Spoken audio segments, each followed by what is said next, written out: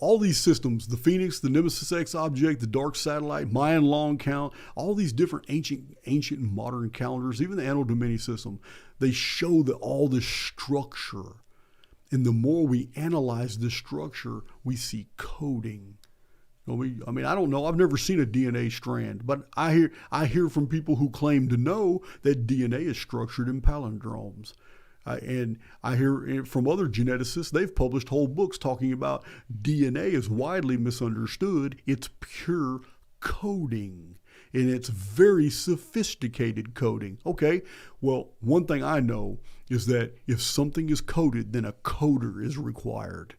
And that's all I want to get. That's the only point I want to make about programs and coding. Anything that is coded means there's a coder. And the reason this is implicit is because it is the exact opposite of what we were told in uniformitarian science, which is everything is developing. Somebody made a real good comment in the chat a while back, if evolution was true, why are there still monkeys? So I laughed because it was humorous to me, but it's a very deep statement. I mean, it's also the flash frozen fossils that we have found in the archaeological record. They're still the same creatures you find in your backyard today. So if evolution is true over hundreds of millions of years, why are these little creatures trapped in resin that has been fossilized into semi-precious stones still in our backyards today? So something created that coding, and it's unchanged. It was perfect from the beginning. It stayed the same way now.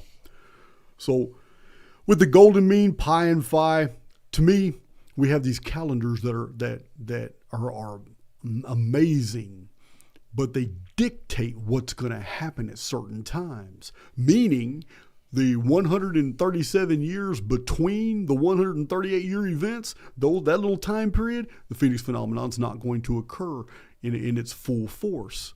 It may be some smaller epicycles, but nothing's going to occur. So all these little palindromes and pi and phi patterning that goes on in these other periods of time, to me, they're governors. We are actually looking at governors. Governors are codes. These codes make sure that other things keep doing the very things they're programmed to do. That is the whole purpose of a governor. I'm not talking about a ruler over a bunch of people, guys. I'm talking from a mechanical perspective. Many of you, all you auto mechanics, know exactly what I'm talking about when I'm talking about governors. But even in computer programming parlance, the term governor is understood. It's like a restrictor plate. It's not going to let you go a certain speed. So these are governors. But all this, everything I'm telling you guys is structure, 100% structure. And structure implies construct. It does not imply nature. Nature is almost the exact opposite of what we experience. Yes, we perceive nature, we see it all out there, what we're told to interpret it as, but natural events aren't what are happening around us. The events that we experience are coded, and there seems to be two overlying systems of protocols that are operative at the exact same time. And there seems to be an ability to phase in and out of either one at will. And I've told you guys this many times. This isn't even advanced. You already know. The collective is a part of the main coded apparatus. And it's the easiest to fall for. It's the easiest to follow. It's the path of least resistance.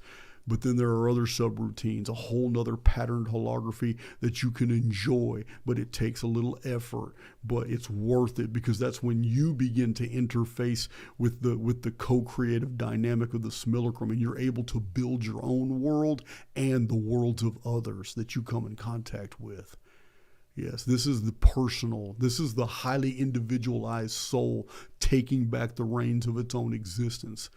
I talk about that all the time. It's not the subject matter of this video, but I had to mention it because we're moving away from the natural order that has been imposed on us through science, and we're moving into this area of a programmed reality that is completely governed by coded protocols that have certain functions.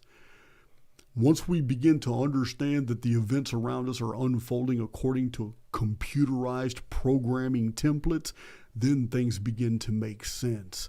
Mandela effect is no longer a mystery, it's an edit.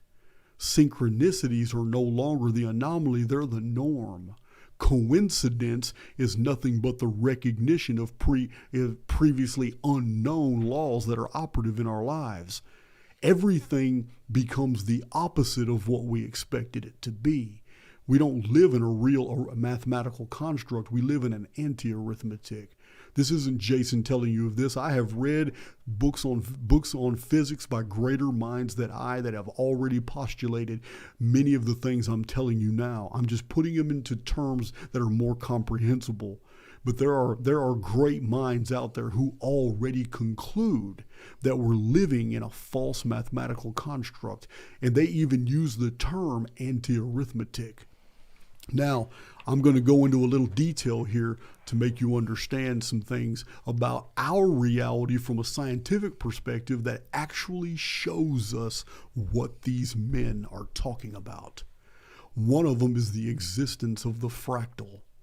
You guys know of the fractal as being a piece of geometry that's absolutely connected mathematically to a greater whole.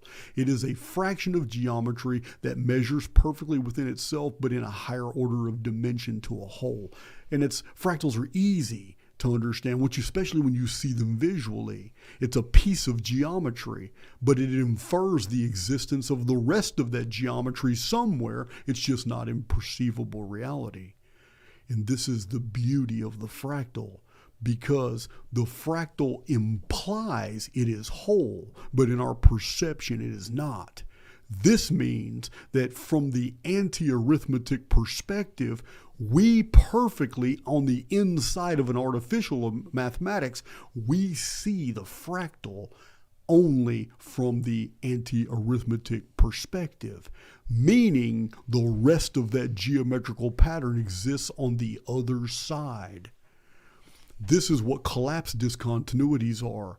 When pattern recognition, date sequence, predictive analytics, when people are predicting future events based off past precedents, and there are many computer programs that do this for you, when this is done, it is known across the board among all of those in deep learning, machine learning, those who are trying to build AI. AI does not exist. I said they're trying to build artificial intelligence.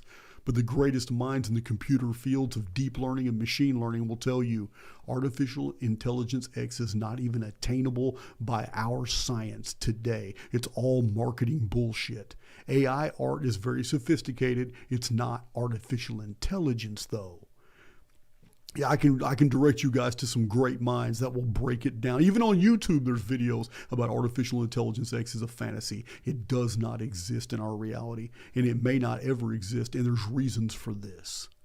Now, but these fractals, they show us the patterning. The patterning doesn't cease to exist because we can't perceive it. That's why we call it a fractal. A fraction of a greater geometry. Of course it exists. It keeps moving into another dimension of arithmetic for which we cannot perceive. Therefore, unable to perceive the rest of it, we think it doesn't exist, so it's only a fractal here. These collapse discontinuities in event trajectories, I'll give you an example. When I'm looking at the lens of historical events through OPHIS, when I'm doing date sequence predictive analytics, I can basically ascertain the trajectory of events based off several events in the past.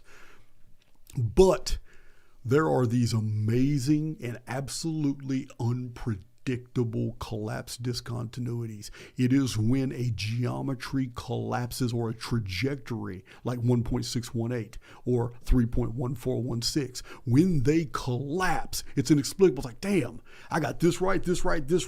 All my data points are right. Here's a full data set, but my data set inexplicably ends in a collapse.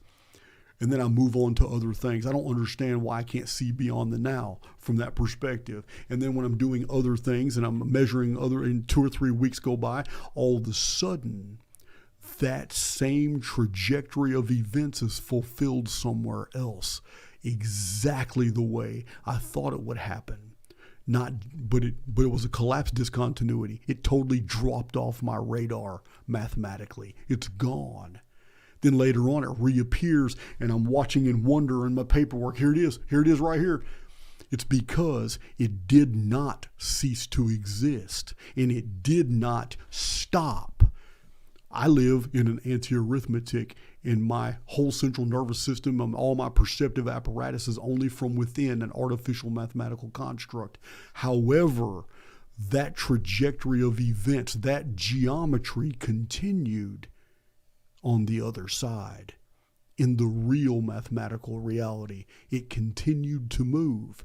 And then, when it reached its collapse discontinuity on that side of reality, it continued back in here, which just popped into our existence. But it didn't just come into being. Everything is in a flux. Everything is in a continuum, and there are no stops. It's only the illusion of a stop. And when you begin to study historical events from the lens of collapse discontinuities, calendars begin to make sense. Why they suddenly popped into existence and why they fade away. And why similar events that were measured on those calendars pop up again in the future. But all of a sudden, it's the same arithmetic. It's the same type of timekeeping system. It's the same culture. It's just a different time period. It's even the same events, but they call it a totally different calendar. I told you guys many times in the past, calendars aren't what you think they are. They are the very protocols that contain us. So